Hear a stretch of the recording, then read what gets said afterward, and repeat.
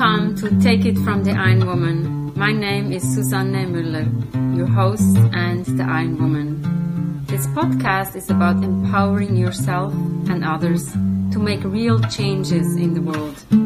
You will hear from everyday, smart, sophisticated, hip people like you and me.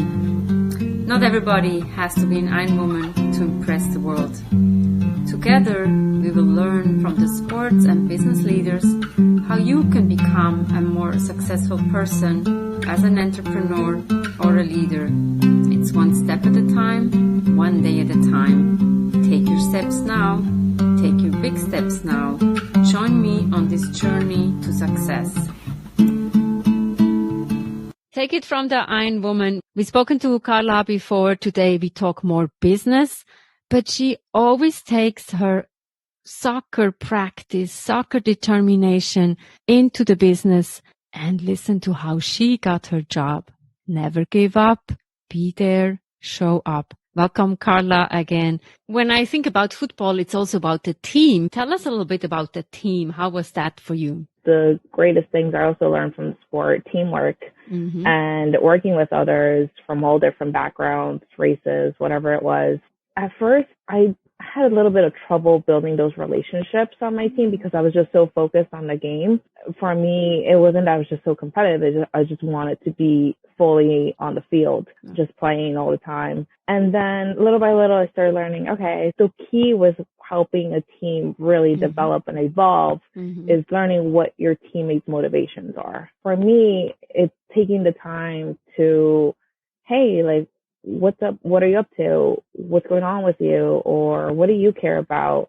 And then finding ways to really connect that on the field. That way they see it themselves and then they can push forward. And that was huge for me when I was captain because you're leading a team and the biggest thing you can do, it's not just the winning, it's really just helping them believe in themselves and build that confidence. The coaching, it's the same thing. You have to understand what's driving your team. Why are they so upset about something or what's going on? And then figuring out steps to, hey, like, let's take a step back. Why do you guys have an issue with this? Or why don't you want to do this drill? What do you want to work on? And then giving them more of that control. That way they're more invested. They're investing their time into it. Teamwork is everything in that sport. If the team does not, I use the word harmonize, if the dynamic is off, you cannot 100%. win. Yeah, a lot of people like to pinpoint it on one player or that star athlete, and I fully believe it's everyone. It takes a whole village. Everyone always says it takes a village to basically raise someone. It takes a village to really get a team going too. Even though you're an individual contributor, you have your position. But at the end of the day, you're part of the team. And I'm always, when I watch the soccer, it's like amazing the joy that comes up in the team when the team shoots a goal. And just how worldwide and how diverse it is. I think that's what makes it so special as well. It's from all different ages, all backgrounds, all genders that are in this game. I think sports in general unites us, right? When we met virtually, I was like, oh, she does sports. Let's have her on the podcast. It's a different connection. I know. What is it? What is it? Magic. Yeah. What is it about sports? I definitely believe there's a magic to it. Everyone just has such different key takeaways from it. I think at the end of the day, it's that idea of, like, humans, we need relationships. We need connections. Sports, you get that. And that's why I think makes it so special. Obviously in the pandemic, so no sports now for you. What do you do now? Funny story, just to backtrack a little. When I was in high school, I also picked up track, indoor track. And I had a fantastic coach. I love her to death. She taught me so much. And the reason I took up track is because I just wanted to be faster for soccer. But then I realized how much, there's so much more to track that I expected. And it was fantastic. And once COVID began, my getaway, my time for me is the gym. I would go to the gym after work or late at night or early in the morning, really depending what my schedule allowed. You know, when everything shut down, I started to run outside. That's when I started picking up and challenging myself even more because I was only running a mile or two when I was going to the gym and then doing either like weights or kickboxing, whatever it was. But then now I had the outside to explore. started challenging myself the first week. I was like, okay, let's do 2 miles each day. And then the next week, 3. And little by little picked it up. I started running 5 to 6 miles around each day, around 4 to 5 times a week. And I loved it. I felt so great. It's just a different environment when you run outside. You just get a different rush of adrenaline lift. That was my other thing, or just doing soccer drills in my backyard. I feel like the running, fresh air, there's just something different than when you run on the treadmill. And I read about somebody who ran 100 kilometers on the treadmill. I'm like, oh, this is crazy. If I can run outside, even if it's cold, I totally prefer that. I love it now. I went to gym one time last month. We had to wear the mask and I couldn't do it. I tried. I ran 2 miles and I was done. Yeah. You can create your own workout at home, right? Yeah.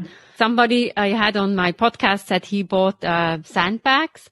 So now he's doing his workouts at home, and you can take even books or whatever heavy cans and do some weights. Possible. I actually did that when I started. I put a bunch of books in my backpack and I just started lifting that. I was like, it was actually really heavy.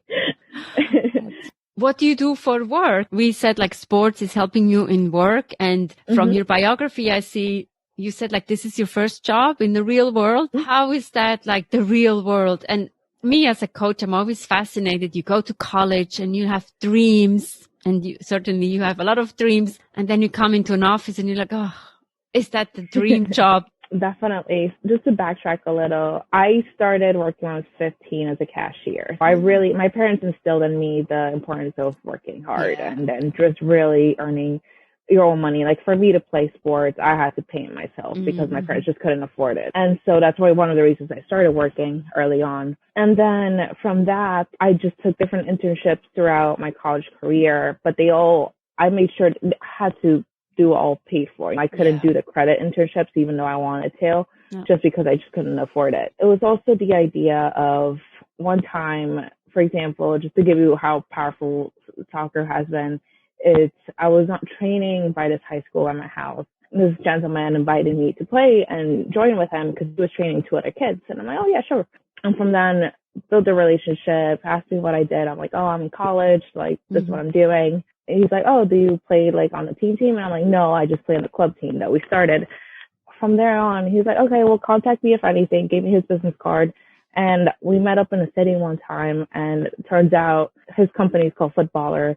And it's all about a lifestyle brand that focuses on bringing the game into streetwear. From then, build a relationship, and I've been working. I had my internship with them, just build that, and then I still continue to do some work on the side with them with their social media or their marketing. And I love it. It's like one of my biggest decisions when I went to school is I don't want to settle. I want to make sure that whatever role I'm in, whatever job I have, is something I'm passionate about. And it's not always going to be like that, and I am fully aware, but I just wanted to get as close to it as I could. Once that was one of the greatest things. I also loved the networking. That was a big thing for me. That's why that was one of the biggest things I missed about our pre-COVID life, going to seminars, going to events, conventions, whatever it is. One of my second favorite internships was I went to an event in the city, and it was pouring that day. I remember it so clearly. It was pouring that day. I was almost close to not going. It was held at the World Trade Center. And I've met some great people, different companies there. It was all about just marketing and building your brand. They were asking me, because all of them were high professionals, and they were like, oh, what are you doing here? And I was only like, I think at that time, it was definitely either a sophomore or junior in college. I'm like, oh, I just came to listen to the panel. I met the VP of the company for marketing. He's like, hey, we have like a role available. Would you like to apply? I'm like, yes. Sure. And that was how I was able to get that role into the career I really wanted, into market research, and started there. It's just so many different things that I think, like, from my game mindset, it's like, okay, just go, show up, be there, be prepared, whatever it is. Another great thing was with sales. I also, like, with the game, you learn to sell yourself, sell your skills, sell your talent, your work. But then I started a sales role when I was early at my dad's company, and I learned a lot from that too. Combining all of those pieces was really what helped me get into the role I'm in now. I met the company at a career fair at my school. I met them in September. The reason I even got into this career is because of that professor, Dr. K. He really opened my mind to the beautiful art and science world combining. How can I tell a story using data, just influencing different decisions, or, backing up your story, not just sales, but really just telling a different side of it. And so from there on, learned about market research. I took a bunch of classes in it. When I met my company, NPD, I was talking to the recruiter. I asked her, hey, what are the available roles for an entry level? And she told me, well, we hire 2 people every 6 months for like a rotational program that they have where you learn everything from the company, the data, working with clients, etc. She said there's actually 1 role available for the January class, and then there's 2 for June. Right away, I knew how competitive June would be because it's a top company. Market research is already tough to get into. Am I eligible to apply for the January role? Like, well, this starts in January 2019. I was like, went through a couple of rounds of interviews. I think it was around 5, had to do a presentation. I received an offer and I accepted like the next day. Started in January. It's just been fascinating.